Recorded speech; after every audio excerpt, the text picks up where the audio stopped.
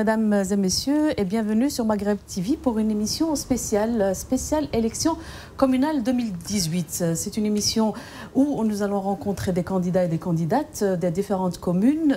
Nous parlerons de leur parcours, mais aussi, surtout, des priorités, de leurs priorités dans leurs communes respectives. Aujourd'hui, je reçois M. Fouad Haidar, il est 7e sur la liste SPA à Jette, et je reçois aussi Madame Saliha Raïs, qui est 19e à Molenbeek, toujours sur la liste SPA. Bonsoir. Bonsoir. Bonsoir. Voilà. Alors, on va commencer. Voilà, peut-être honneur aux dames, monsieur. Tout à fait, je vous en prie.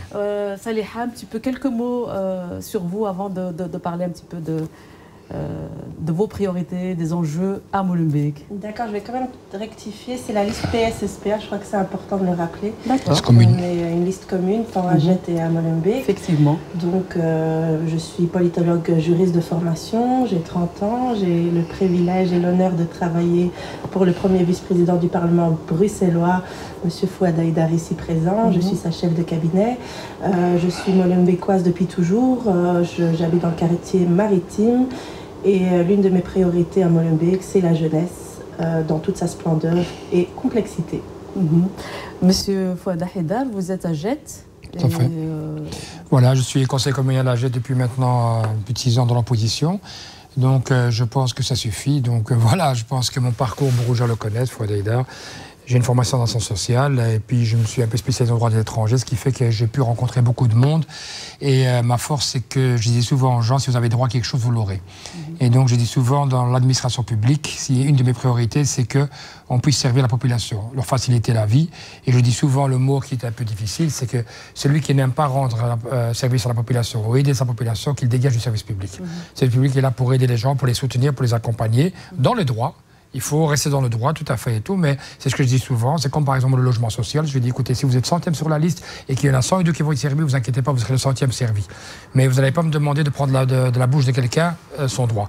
Donc aujourd'hui, je pense qu'au niveau communal, moi je suis dans l'opposition et on aimerait effectivement forcer cette majorité. Aujourd'hui, nous avons 10 sièges ensemble avec le PS et SPA sur des listes communes.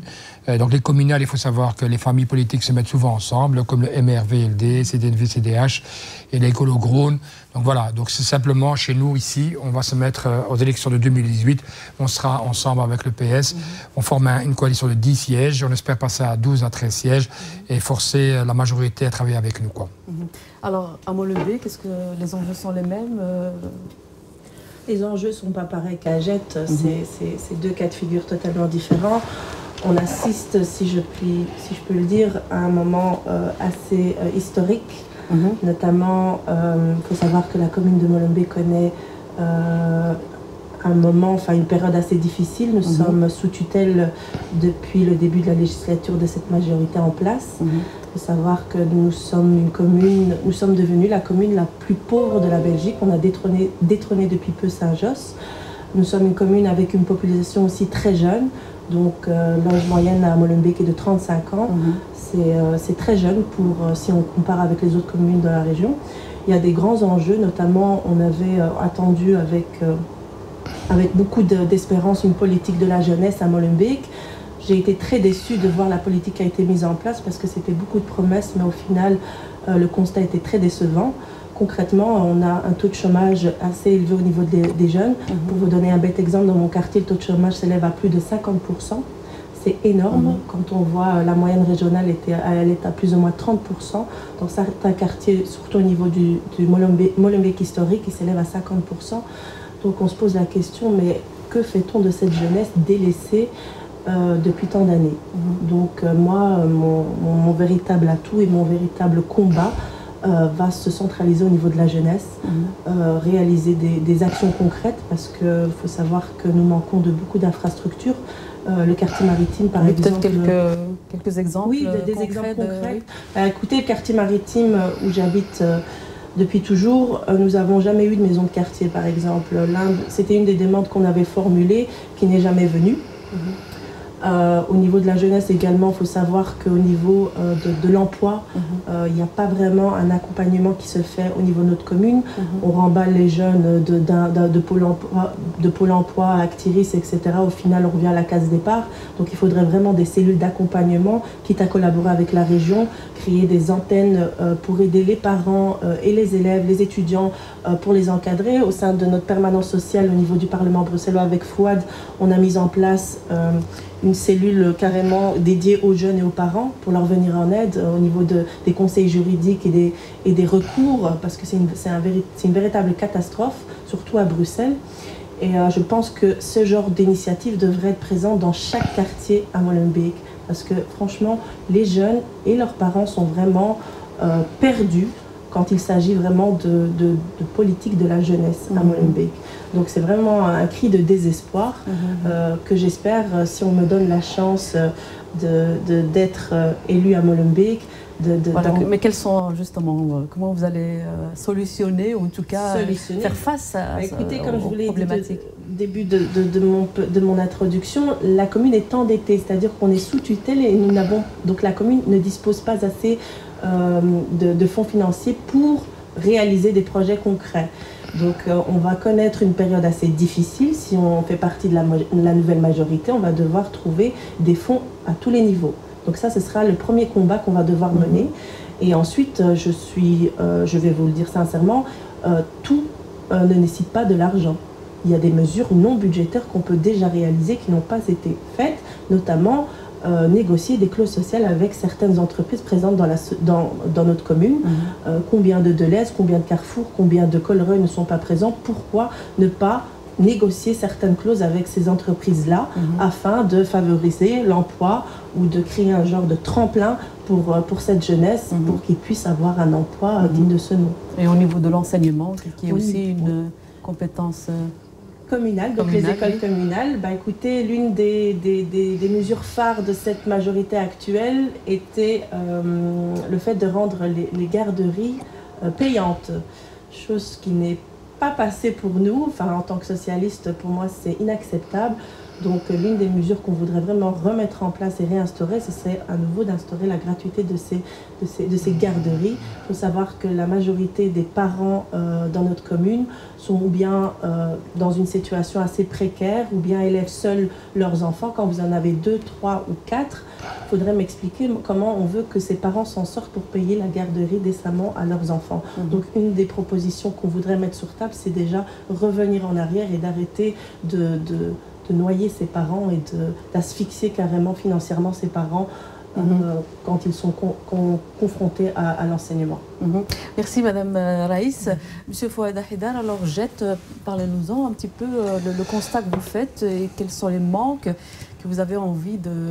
écoutez, on peut toujours améliorer, on ne va pas dire que c'est le chaos, on ne va pas commencer à jeter le bébé avec l'eau du bain. Je pense qu'on a 53 000 habitants, c'est une commune assez paisible, il y a beaucoup de parcs, beaucoup de verdure, et on a l'impression avec ces grands boulevards, ces grands axes, on a l'impression quand on voit la Charles-Woost ou quand tu vois par exemple le parc Baudouin ou tu vois la semaine de Neyer, on se dit que tout se passe bien.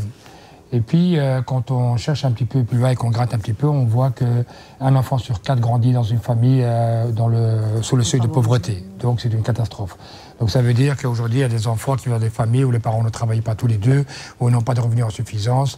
On voit effectivement que le taux de chômage n'est pas celui de Molenbeek, mais il est quand même entre 15 et 16%. Donc, je pense qu'à un moment donné, on s'inquiète. On se dit, bon, qu'est-ce qu'on peut faire pour améliorer les choses? Et donc, je pense que la formation et l'accompagnement individuel est une base principale et je pense que la commune ne fait pas assez à ce niveau-là.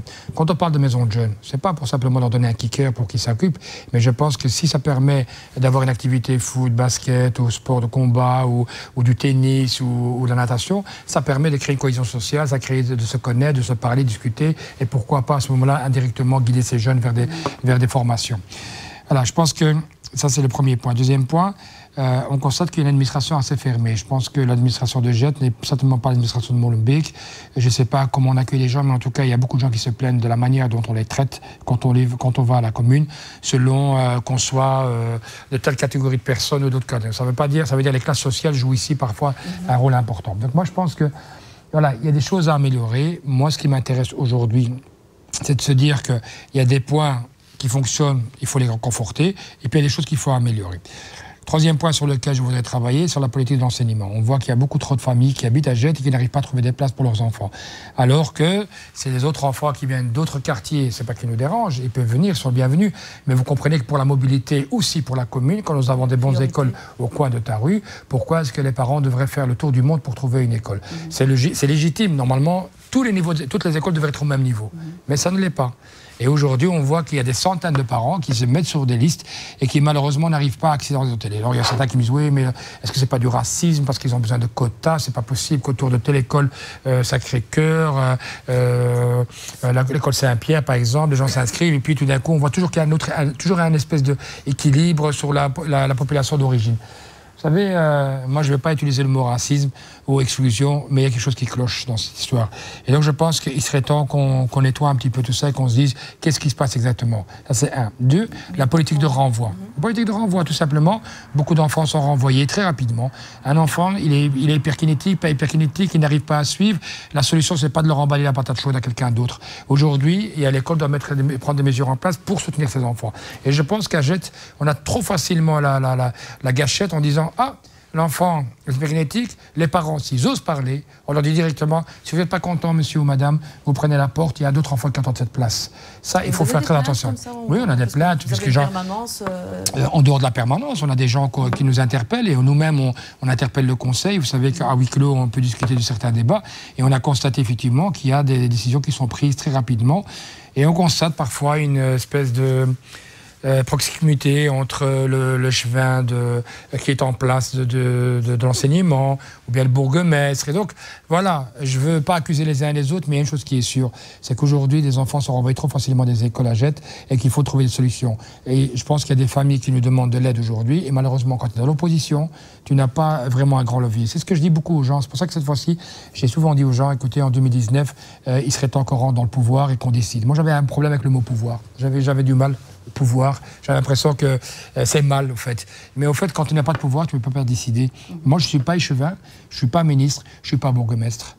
Et donc, c'est la première fois que je dis aux gens, donnez-leur la possibilité de décider et on verra ce qu'on va faire avec ça. Moi, ce que j'obtiens aujourd'hui, les résultats que j'obtiens, c'est parce que soit les gens ont droit, soit c'est parce que je mets un genou par terre ou deux genoux par terre et que je dois essayer de mettre mon réseau de contact en place pour essayer d'obtenir des solutions. Mais à un moment donné, on fatigue. Je pense que quand on est d'un côté du siège, de l'autre côté, cette fois-ci, on dit on veut rentrer dans cette majorité, forcer à travailler avec nous, quitte à travailler avec le bourgmestre, parce que je pense qu'il fait des bonnes choses aussi. Mais je pense que si on arrive à mettre un des deux partenaires out, notamment le MR, ce serait une bonne chose pour nous, quoi. Donc justement, quand on vote et qu'il y a des majorités qui se forment, est-ce que l'électeur est consulté pour que vous formiez un gouvernement ou bien une majorité.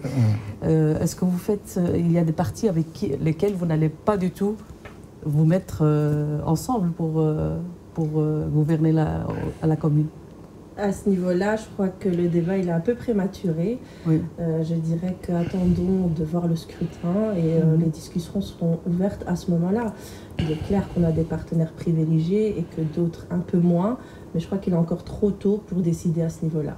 Attendons de voir comment les cartes vont se... On ne vous pose pas la question? Non, il est clair que pour nous, d'abord, et je pense que c'est valable aussi pour Saléha, ça veut dire que pour nous, les partis d'extrême droite, on n'en parle pas. Ça, on exclut automatiquement. Mais sinon, pour le reste, tous les partis démocratiques avec qui on peut discuter, parce que vous savez, les politiques au niveau local, les niveaux régional et parfois au niveau fédéral sont complètement différentes. Je veux dire, on découvre que parfois des gens du MR sont parfois au niveau local beaucoup plus social et libéral de gauche que quelqu'un qui se trouverait au niveau fédéral. Donc je pense que le but aujourd'hui, c'est d'avoir des points communs. Nous avons des convergences, nous avons à un moment donné un programme, si on arrive à le réaliser et qu'on nous donne l'espace de pouvoir le réaliser et des garanties qu'on pourra le faire, c'est normal qu'on peut travailler avec n'importe quel parti démocratique qui nous respectera et dans lequel on pourra réaliser notre programme. Maintenant, aujourd'hui, notre tendance, il est clair que si on a la chance de faire une coalition avec les écologistes et avec les socialistes, je veux dire, voilà, ce serait la chose la plus préférée, ce serait le parti de gauche.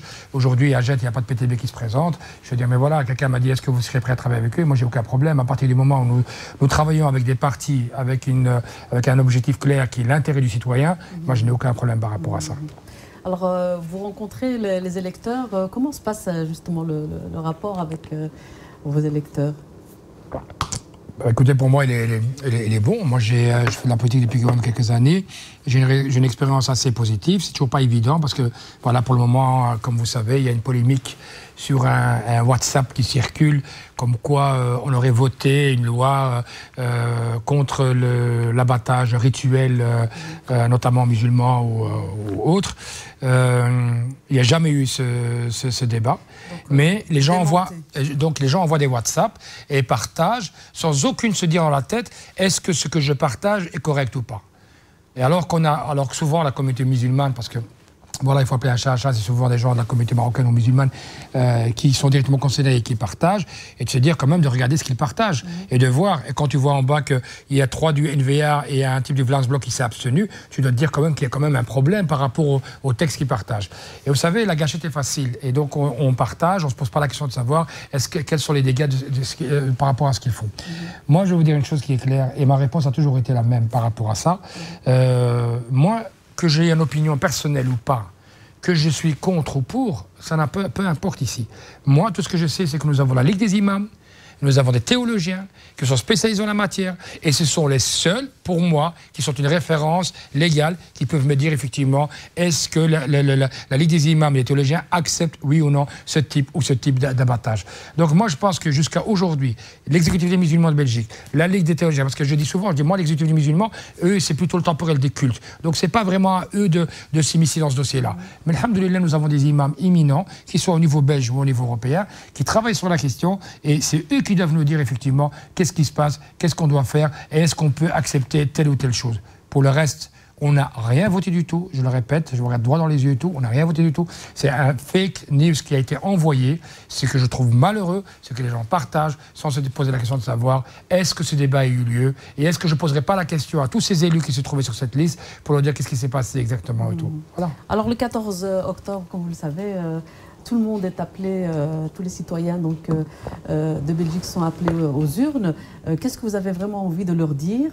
Ça sera votre mot et votre réaction de fin.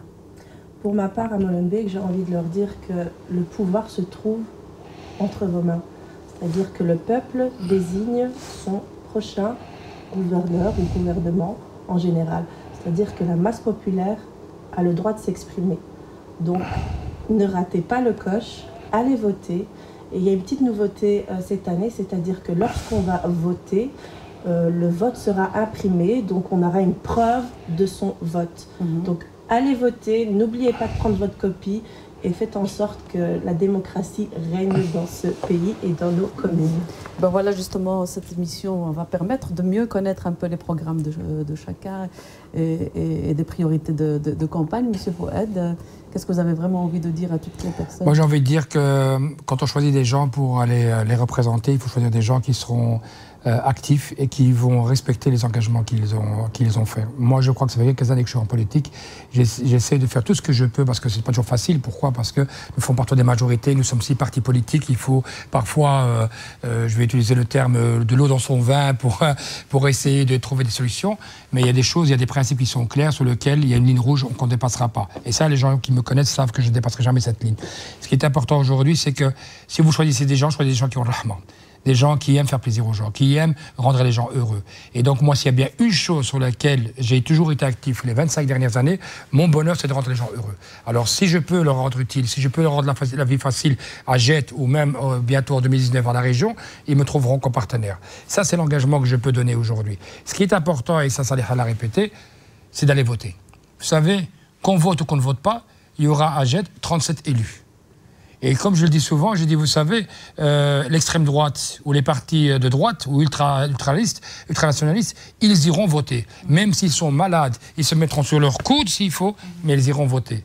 Et ils pèseront peut-être et feront la différence. Et donc c'est important que chaque voix soit apportée. Parce qu'après, quand vous mettrez ceux qui vont décider, il ne faudra pas se plaindre effectivement qu'on les a pas mis là. Le jour où il y aura un débat sur le fait qu'on interdit le vote ou qu'on dise voilà c'est pas obligatoire, alors c'est une autre discussion qu'on aura. Mais aujourd'hui, qu'on vote ou qu'on ne vote pas, il y aura toujours le même nombre de sièges. Donc vous déconseillez les votes blancs ou bien ne pas voter? À la limite, voter blanc, c'est encore une chose. Au moins, ça sera considéré, ça sera comptabilisé. Mais ne pas aller voter, ça pose un problème.